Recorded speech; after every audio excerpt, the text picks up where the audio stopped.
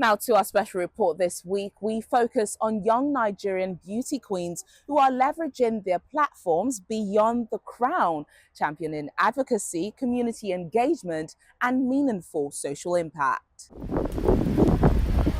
Across Europe, the United States, and the United Kingdom, Nigerian born beauty queens in the diaspora are redefining the crown, serving as activists, educators, and cultural ambassadors who challenge stereotypes and build global connections. Platforms such as Miss Nigeria Diaspora Europe emphasize service alongside celebration, empowering young Nigerian women through advocacy in literacy, leadership, and opportunity. Title holder Tola Precious focuses on advancing girls' education across Nigeria. In the United States, Miss Nigeria Diaspora USA Queens champion community empowerment, diversity, and social justice. The current winner, Josephine Nwaogu, is prioritizing education access, youth empowerment, and stronger ties between the diaspora and Nigeria. Similarly, Miss Diaspora Nigeria UK promotes cultural pride, mentorship, and community engagement. Former title holder Moya Woshika centered her reign on youth empowerment and health awareness. From education to quality, these women represent a modern royalty defined not by pageantry, but by purpose, impact, and advocacy. To our guest now, Josephine Nwaogu. She is Miss Diaspora Nigeria USA 2025, a law student specializing in intellectual property and trademark law, and the founder of Roots and Wings, an initiative created to connect students in Nigeria and the diaspora to scholarships, mentorship, and educational resources. In August, Josephine Nwaogu was crowned Miss Diaspora Nigeria USA 2025. Although she contested under the banner of Miss Enugu, Josephine's roots trace back to Abia State. She emerged victorious and walked away with a brand new car, $10,000 cash prize, and several other rewards. We are descendants of it. We are the living proof that roots can grow even in unfamiliar soil. They say it's lonely at the top, but I beg to differ, because when we climb, an entire nation climbs with us. Thank you. The latest win adds to her growing list of achievements. She's a law student, education advocate, and community leader whose work is rooted in connecting young people to opportunities, communities to resources, and the diaspora to the next generation of Nigerian talents. I found out about MD&U at a point in time where I felt like I could be doing more. I wanted to do more. I've always been into advocacy. I've always been into my culture. I've been in plays, ASO board teams, dance teams. So I wanted a platform where I could intertwine the two, and MD&U presented itself as the perfect opportunity to. So when I found out about it, I did a little research first, saw what they were doing, and I said, it seems like a perfect opportunity for me to, uplift my voice, champion a cause that I was passionate about, and meet a lot of wonderful women along the way. So winning the competition felt like seeing the fruits of not only my labor, but the fruits of my community's labor, like amplified that night. Doing that competition is not in any pageantry, and I'm sure if you ask anyone in any pageantry, it's not just one person competing. It's your sisters, your brothers, your friends, your community members. It takes a team effort to put on a showcase that night and to put on for yourself and your community in that competition. So for me, it was like a testament to, my community, the effort and work and the love that they poured into me, and being able to honor that in my reign now. I probably hail from Abia State. I think with that, it growing up in the diaspora, you are met with two different cultures at once, right? At home, you're learning about your Nigerian roots, but in school, you're learning a completely different reality, and balancing that can be hard. I think with me, especially like coming of age, it was really important by the time I got into high school that I wanted to learn my roots. I wanted to be more in tune with my culture. My culture, I feel, being Nigerian in general is empowerment in itself. The stories, our traditions, our roots is empowering in itself, and being able to hold on to that and amplify that in the US is a remarkable thing, if I'm being honest. And growing up, there's always one thing that I knew that I wanted to do, and one of that was being a attorney.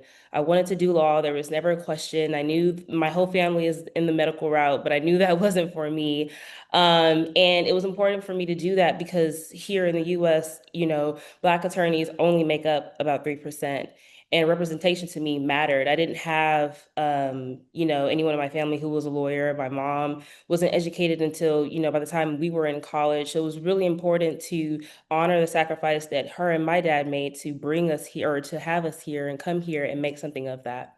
Guided by a deep belief in equity and empowerment, Josephine uses her platform to highlight the stories, strengths, and the untapped potential within the Nigerian youth. Her mission is not only to advocate for access, but to help young people feel seen, supported, and prepared to pursue their goals.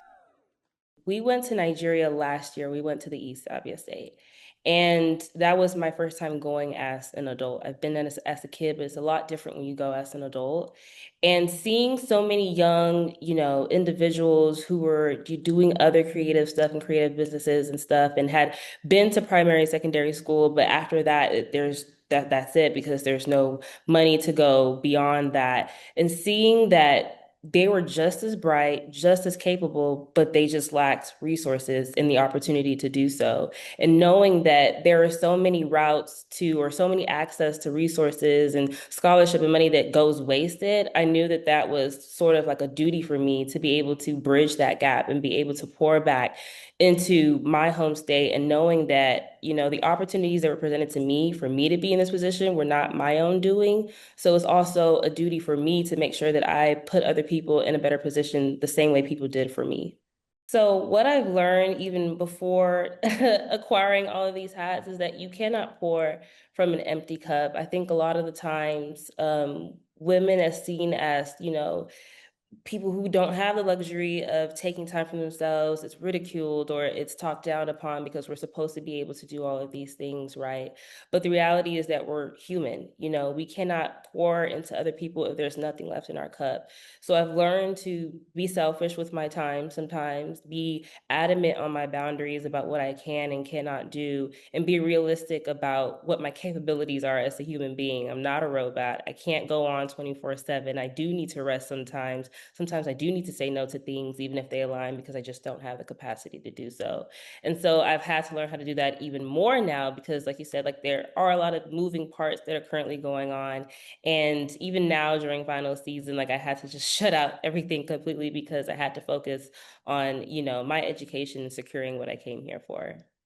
Currently a JD candidate at SMU Dedman School of Law, Josephine focuses her legal training on intellectual property and trademark law, fields that allow her to protect the creativity and innovation she sees blossoming among small businesses, emerging entrepreneurs, and non-profit organizations.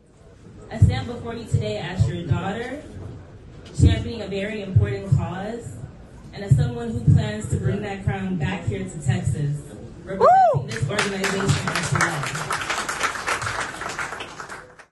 In her role as Chief Student Associate at the SMU Trademark Clinic, she works directly with community clients, helping them safeguard their brands and build confidence in the legal aspects of their ventures.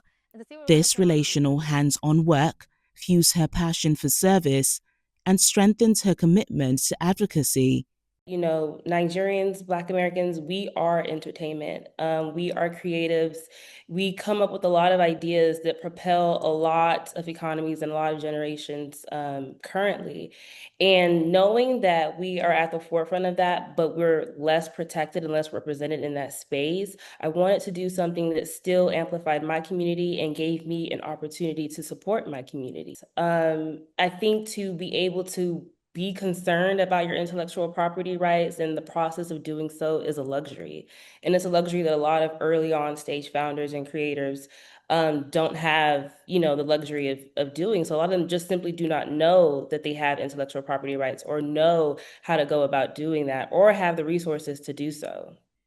She recently expanded her impact by launching the Roots and Wings, an initiative that seeks to provide access to scholarships, mentorship, learning resources, and developmental opportunities for students in Nigeria and in diaspora communities. Through partnerships, outreach, and student centered programming, Roots and Wings aims to reduce educational barriers and ensure young people have the knowledge and networks they need to succeed. The biggest struggle, obviously, is finances and just the knowledge of what opportunities are out there. Even I, as a student, tend to find out about things after the fact. There are wonderful programs out there. There are people who are trying to support, but it's just not amplified and it's just not reaching the right people. So that's essentially like what my initiative is supposed to be. It's supposed to help bridge that gap. It's supposed to amplify great institutions and great programs who are doing good things, but students just don't have access to it or just not aware of it so that it can help ease and alleviate, the stress and burden of trying to enter into education or trying to continue in education. A lot of times people just lack the awareness of what's out there. So it's meant to be an aggregate source of scholarship opportunities, of institutions that have programs going on that you could, sign up for and participate in, and being and also providing root kits. And these are, essential resources for students in Nigeria who go underrepresented and who don't have, basic access to items such as school books and small school fees and things of that nature. So it was meant to be essentially a hub for students to just go, and even students who are professionals who want to give back. You can apply to be a mentor and just speak on a little wisdom of your opportunities and your wisdom in your journey. As Miss Diaspora Nigeria USA, Josephine serves as a cultural ambassador and a unifying force within the global Nigerian community. The most important thing starting off was just showing up, gaining representation, going into the community, talking to people, seeing where I could help, where I could support, where I could collaborate with, and I've done that thus far. I think it's definitely been an interesting and rewarding journey, just being able to meet different individuals, like you said, or like we talked about earlier, who are doing good things, who need more support. And I think with my crown, my role so far is being a bridge between diaspora and Nigeria and amplifying those communities and those organizations that are doing things so that people here or across the diaspora can still support and pour in and not feel so out of touch with their home roots. With a background in public speaking, advocacy, and community leadership, she's passionate about creating tangible impact, elevating youth voices, and inspiring young people, especially girls, to believe that their dreams are valid, achievable, and powerful. Starting off with growing up as a Nigerian, like I said, it's difficult because we grew up in a time where being Nigerian was not cool. Like now, there's Afro beats. Everybody wants to do Dirty December. Everybody wants to marry Nigerians so they can wear gele to their weddings. And it just wasn't like that growing up. So you kind of had to be proud of where you come from and why you're proud of where you come from. Like learning about where I'm from now, there is so much power in those stories. There's so much power in the sacrifice of people who came before me. And there's so much power in our tradition and roots. And because of that, I'm even more so proud of who I am and my roots. And I present that in my everyday life. Like if you meet anybody who knows me, they know I am a proud Nigerian. Like that is my identity. And I think, especially now being with this crown, I wouldn't say because I did not was this is my first pageant, right? So I did not imagine being a pageant title holder. If you ask my mom, she probably did, but I did not. But I did imagine myself being in spaces where I was advocating for people. So that aligns perfectly. I did imagine myself being a student attorney or being a student in law school. So I do think that younger me would be very proud of what I've been able to do now, and I think about, continuously making my younger self proud and proving to her that, like, you are not, what society defines you as. You are who God has called you to be, and that's what you will continue to be. And there is no, human shape or form of problem that will stop you from accomplishing what you've been set on this earth to do. If it's placed on your heart, then go after it. There is no shame in, going after something and failing. Everything is a lesson and everything is a blessing depending on how you view it. But just go after everything that is that you place your heart on or your heart is set out to do.